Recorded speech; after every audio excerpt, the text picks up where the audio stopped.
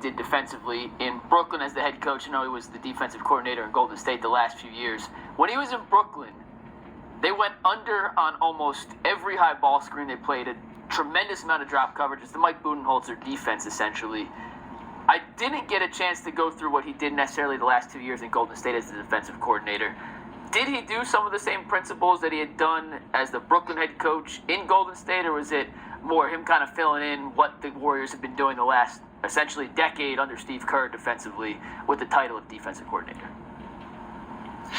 Yeah, I think it was more so just going along with what the Warriors had been doing. But to be honest, the Warriors' defense from top to bottom has been a mess the last 2 seasons. They've been in the bottom half, bottom third, even lower than that in defensive efficiency throughout the last 2 years since they won the 2022 title.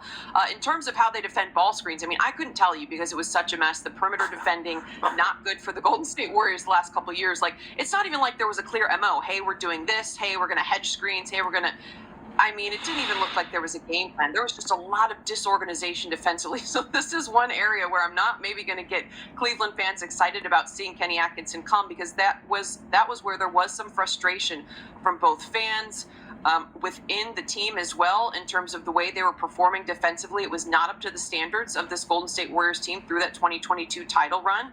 At least these last 2 regular seasons, the numbers were not there. They weren't nearly where they were at. Transition defense was a disaster.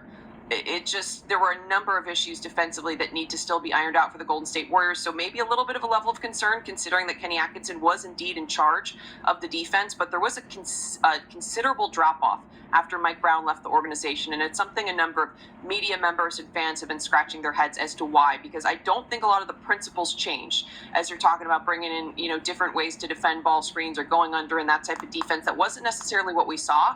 But to be honest, it was a mess. It was a mess, especially the perimeter defending. It just was not good. I'd love to hear that. Yeah, no, that's not great. Let's wrap.